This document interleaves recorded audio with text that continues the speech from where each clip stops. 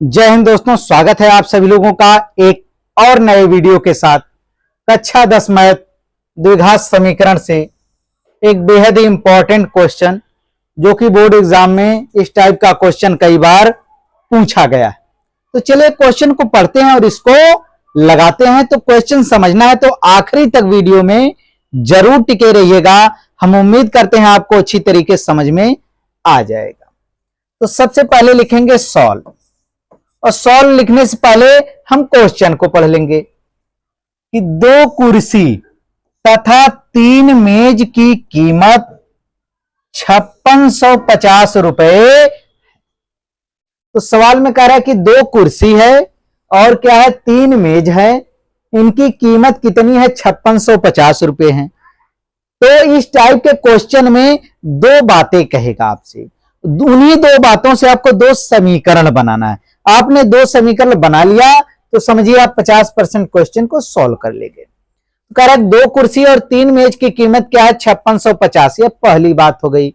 दूसरी बात क्या कह रहा है, जबकि 3 कुर्सी तथा 2 मेज की कीमत 7100 रुपए है। तो 1 कुर्सी तथा 1 मेज की कीमत ज्ञात कीजिए।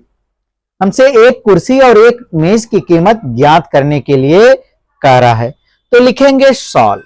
इस टाइप के क्वेश्चन में माना जाता है, जो हमें ज्ञात करना है उसको एक्स वाई करके मान लिया जाता है। तो लिखेंगे माना, क्या लिखा जाएगा, माना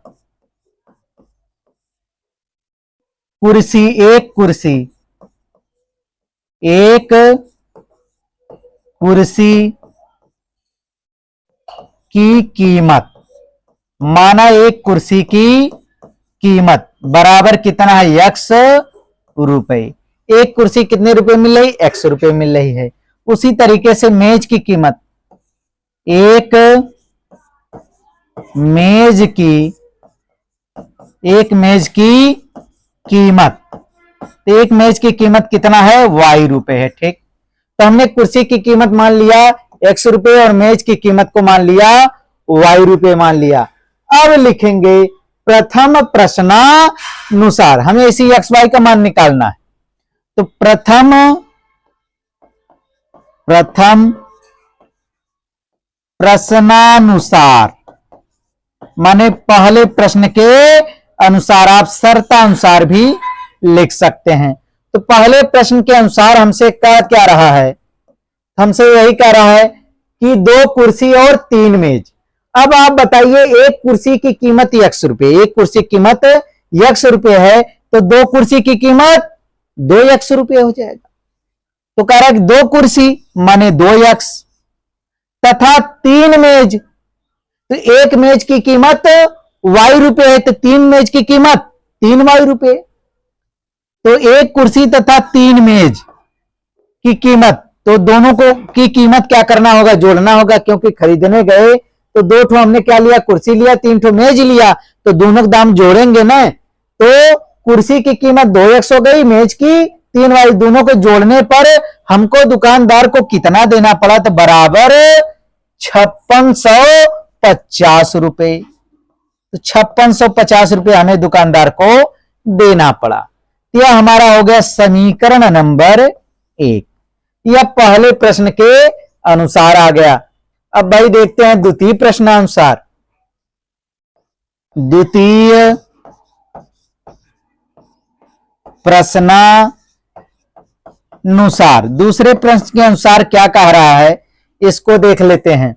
तो द्वितीय प्रश्नानुसार आपका क्या हो जाएगा, कह रहा है कि जबकि 3 कुर्सी और 2 मेज, हमने क्या किया, 2 कुर्सी की जगह हमने 3 कुर्सी ले लिया और 2 मेज ले लिया, तो हमें कुल कितना रुपया देना पड़ा, 7100 रुपया देना पड़ा। तो हमने 3 कुर्सी लिया, 1 कुर्सी हमें मिल रही है x रुपये में, 3 कुर्सी लिया, कितना रुपया हो गया, 3x रुपया हो गया, प्लस 2 मेज लेना पड़ा, 1 मेज y रुपया में, तो 2 मेज 2y रुपया में। दोनों के दामों को हमने जब जोड़ा तो क्या हुआ, दुकानदार को कितना देना पड़ा, 7100 रुपया देना पड़ा। तो बराबर आपका क्या हो गया, 7100। यह समीकरण क्या हो गया आपका, 2 हो गया। इतना अगर आपने समझ लिया तो समझिए आपने 50% जो क्वेश्चन सॉल्व कर लिया। अब इसमें क्या किया जाएगा, आगे इन दोनों समीकरणों को सॉल्व करके हमें x और y का मान निकालना है। हम क्या करते हैं, इन दोनों को विलोपन विधि द्वारा हल कर लेते हैं, या आप चाहेंगे तो प्रतिस्थापन विधि द्वारा भी इसको क्या कर सकते हैं, हल कर सकते हैं। तो चलिए हम क्या लगा देते हैं, इसमें विलोपन विधि लगा देते हैं। तो विलोपन विधि में क्या होता है, या तो x के मान आप बराबर कीजिए या तो y के मान आप बराबर कीजिए। तो चलिए हम x के ही मान बराबर कर लेते हैं। पहले समीकरण में लिखा है 2x और दूसरे समीकरण में लिखा है 3x। इनको हमें क्या करना है, बराबर करना है x को। तो करेंगे क्या, 3 का 2x वाले में गुणा और 2 का 3x वाले में गुणा, तो आपका 3 दूना 6x, यहां 3 दूना 6x, दोनों क्या हो जाएंगे, आपस में बराबर हो जाएंगे। तो समीकरण 1 में हमें किसका गुणा करना होगा, 3 का गुणा करना होगा, क्योंकि 2x में हमने 3 का गुणा किया तो 3 का गुणा करना होगा। और 3x वाले में यानी समीकरण 2 में 3x है तो उसमें किसका गुणा करना होगा, आपका 2 का गुणा करना होगा। तो समीकरण 1 में 3 का और समीकरण 2 में किसका गुणा करना है, आपका 2 का गुणा करना है। तो यहां आप लिख देंगे, लिखेंगे क्या कि समीकरण 1 में 3 का तथा समीकरण 2 में 2 का गुणा करने पर, समीकरण 2 में किसका गुणा करने पर, 2 का गुणा करने पर। अब क्या करेंगे हम, समीकरण 1 में किसका गुणा कर देंगे, तो समीकरण 1 में गुणा करेंगे हम 3 का। तो हमारा समीकरण 1 कितना है, 2x + 3y बराबर 5650 है। तो जब भी गुणा होता है, एक चीज आप ध्यान रखिएगा, दोनों पक्षों में होता है, बाएं पक्ष में भी उतने का गुणा होता है और दाएं पक्ष में, और जितने पद होते हैं सभी में होता है। तो हम 3 का गुणा जब 2x में करेंगे तो कितना हो जाएगा हमारा 6x। पहले समीकरण में हमें किसका गुणा करना है, 3 का गुणा करना है। तो पहला समीकरण में 2x में गुणा करेंगे 3 का, 6x प्लस है तो प्लस लगा दिया जाएगा। इसके बाद यहां देखिए 3y है, 3y में 3 का गुणा करेंगे, 3 त्रिका 9 बराबर। अब इसमें हम क्या करते हैं, 5650 में किसका गुणा करेंगे, 3 का। तो देख लेते हैं गुणा करके, 5650 गुणे 3, 3 शून्य शून्य, 3 पचे 15 हासिल 1, 3 छक 18, 3 छक 18 1 19, और आपका 3 पचे 15 1 16, तो आपका हो गया 16,950 हो जाएगा। तो 16,950 इन 3 का गुणा हुआ है, तो 3 शून्य शून्य, 3 पचे 15, 5 हासिल 1, 3 छक 18 1 19, 3 पचे 15 1 16। यानी गुणा भाग आपको ध्यान से चेक कर लेना है, नहीं तो हल्का सा मिस्टेक जो है आपका पूरा सवाल का सेवा समाप्त कर देगा। तो इसको हम मान लेते हैं समीकरण नंबर 3। समीकरण नंबर क्या हो जाएगा हमारा, 3 हो जाएगा। अब हमने यह समीकरण 1 में अभी 3 का गुणा किया है, अभी समीकरण 2 में 2 का गुणा करना बाकी है। तो समीकरण 2 में हम 2 का गुणा कर लेते हैं। तो 2 का 3x में गुणा, 2 तिहाई 6x, प्लस है तो प्लस। इसके बाद यहां क्या आपका 2y है, तो इसमें जब 2 का गुणा करेंगे, 2 दूना 4y बराबर। अब 2 का गुणा हम किस में करेंगे, 7100 में करेंगे। तो 2 शून्य शून्य, 2 शून्य शून्य, और 2 1 कम 2, और 2 सत्य आपका क्या हो जाएगा, 14 हो जाएगा। तो 14,200 इसको मान लेते हैं समीकरण नंबर 4। ये आपका हो गया समीकरण नंबर 4 हो गया। तो यह समीकरण जब बन गया आपका, तो आप ध्यान दीजिएगा कि यहां देखिए 6x यहां 6x सेम है, हमने इसीलिए इसको कौन सी विधि से बनाया है, विलोपन विधि से इसको लगाया गया है। तो अब क्या करेंगे कि देखेंगे जिसमें गिनती ज्यादा है, इसमें देखिए गिनती ज्यादा है, तो समीकरण 4 से समीकरण 3 को क्या कर देंगे, घटा देंगे। समीकरण 4 से समीकरण 3 को घटा देंगे तो यहां लिखेंगे कि समीकरण 4 से समीकरण 3 को घटाने पर, आप किसी पक्ष से किसी पक्ष को घटा देंगे, चाहे आप समीकरण 3 से समीकरण 4 घटाइए, चाहे 4 से 3 को घटाइए, कोई दिक्कत नहीं रहेगी। बस अगर आप 3 से 4 को घटाते थोड़ा माइनस का लफड़ा होता, बस, बाकी कोई खास दिक्कत नहीं। अब देखिए 4 से हम 3 को घटा रहे हैं तो बायां पक्ष बाएं से घटेगा, दायां पक्ष दाएं से घटेगा। तो पहले हम समीकरण 4 का क्या लिख देंगे, बायां पक्ष 6x plus 4y, 6x plus 4y, तो 6x प्लस 4y बायां पक्ष इसका हो गया। इसके बाद बाएं पक्ष से बायां पक्ष घटता है तो माइनस 6x प्लस 9y, तो माइनस क्या घटाना है आपको, 6x प्लस 9y घटाना है, बराबर। इसके बाद समीकरण 4 के दाएं पक्ष से समीकरण 3 के दाएं पक्ष को घटा लेंगे। बायां पक्ष से बायां पक्ष घटाते हैं, दायां पक्ष से दायां पक्ष। 14,200 से कितना घटाएंगे, 16,950 घटा देंगे। तो 14,200 से कितना घटाएंगे, 16,950 घटा देंगे, 16,950। हालांकि आपको 3 से ही 4 घटाना चाहिए था, क्योंकि यहां माइनस का लफड़ा का होता, समाप्त हो जाता, लेकिन कोई बात नहीं, माइनस को भी देख लिया जाएगा। तो आपका क्या हो गया, 6x प्लस 4y, ये देखिए माइनस है तो माइनस 6x हो जाएगा, माइनस और प्लस का गुणा, माइनस क्या हो जाएगा, 9y हो जाएगा, बराबर। अब 14,200 में से 16,950 क्या करना है, घटाना है।